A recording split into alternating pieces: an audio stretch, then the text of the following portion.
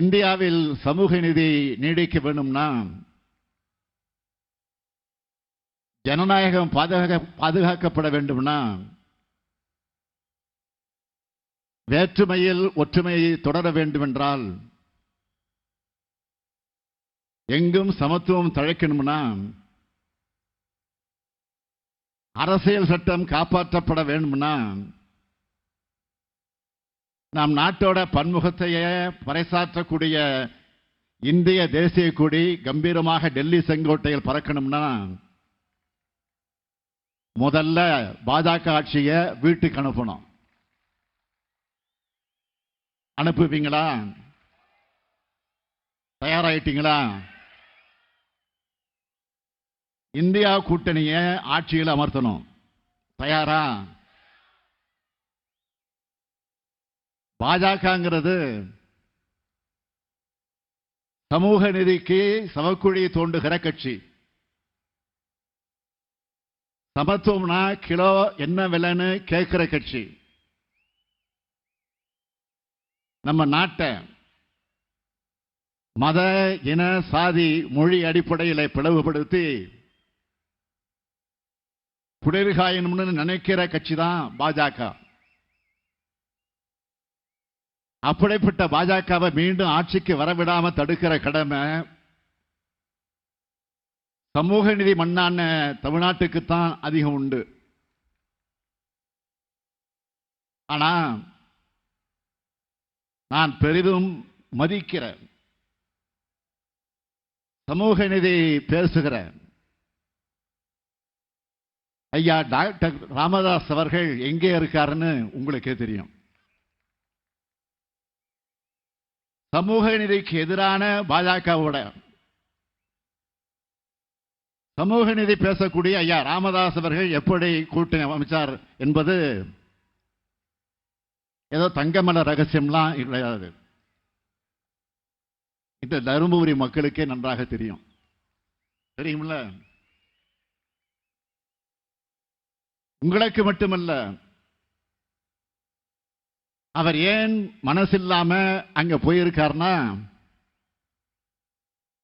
அவங்க கட்சிக்காரர்களுக்கு தெளிவா தெரியும்.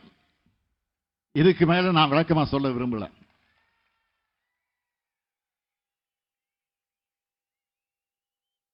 நம்மளை பொறுத்தவரை ஒன்றிய அரசு சாதிவாரி கணக்கெடுப்பு நடத்தணும்.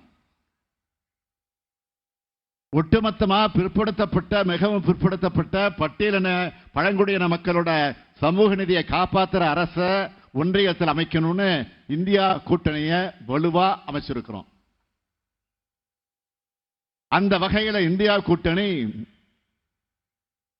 மக்களின் நலனுக்காக மக்களுக்காகவே பாடுபடும் கட்சிகளின் கூட்டணியா கம்பீரமா உங்களுக்காக களத்தில் போராடுறோம். முத்தமிழறிஞர் தலைவர் கலைஞர் அவர்கள் அடிக்கடி சொல்வார், எனக்கென்று சாதி பெருமை கிடையாது, மிக மிக பிற்படுத்த சமூகத்தை சேர்ந்தவன், எனக்கென்று குடும்ப பாரம்பரியம் கிடையாது, ராவ் பகதூர் திவான் பகதூர் குடும்பத்தை சார்ந்தவன் என்று கூறக்கூடிய அளவுக்கு பெருமை எனக்கு இல்லை, கல்லூரி பட்டம் எனக்கு இல்லை, நான் புகுந்ததெல்லாம் ஈரோட்டு பள்ளியும் காஞ்சி கல்லூரியும் தான், நான் பட்டம் பெறாதவன் என்றாலும் பகுத்தறிவு பணியாளன், சாதி பெருமை இல்லை என்றாலும் அண்ணாவின் நீதியை என் சாதி என மதிப்பவன் நான் முத்தமிழறிஞர் தலைவர் கலைஞர் அவர்கள் சொல்வார்கள். தன்னை ஒரு சாமானியன் என்று அறிவித்துக் கொண்டு சாமானிய மக்களுக்காக ஆட்சி நடத்தினார் தலைவர் கலைஞர். 1969 முதலா பிற்படுத்தப்பட்டோர் நலத்துறை, ஆதிதிராவிட நலத்துறை, அந்த மக்கள் பயனுடைய தனித்தனி துறையை உருவாக்கியவர் தலைவர் கலைஞர் அவர்கள்தான்.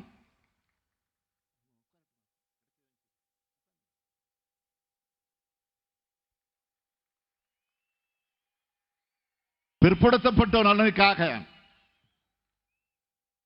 சட்டநாதன் ஆணையத்தை அமைச்சார்.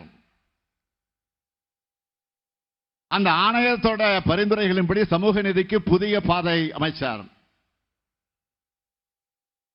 கொங்கு வேளாளர் கவுண்டர் சமுதாயத்தை பிற்படுத்தோர் பட்டியலில் சேர்த்தார்.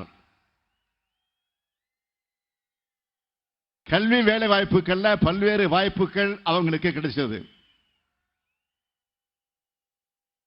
கொங்கு வேளாளர் கவுண்டர் சமூகத்தினர் இன்று முன்னேறி இருக்கிறதுக்கு முக்கிய காரணம் அதுதான். இன்னொன்றையும் பெருமையோடு சொல்லிக்கொள்ள விரும்புகிறேன். அதேபோல் ஆயுதிராவிட சமூகத்தை சார்ந்தவர்களுக்கு 18 விழுக்காடும் பழங்குடியினருக்கு 1 விழுக்காடும் இடஒதுக்கீடு வழங்கி அவங்களோட முன்னேற்றத்திற்கும் உறுதுணையாக இருந்தவர் நம்முடைய தலைவர் கலைஞர் அவர்கள்.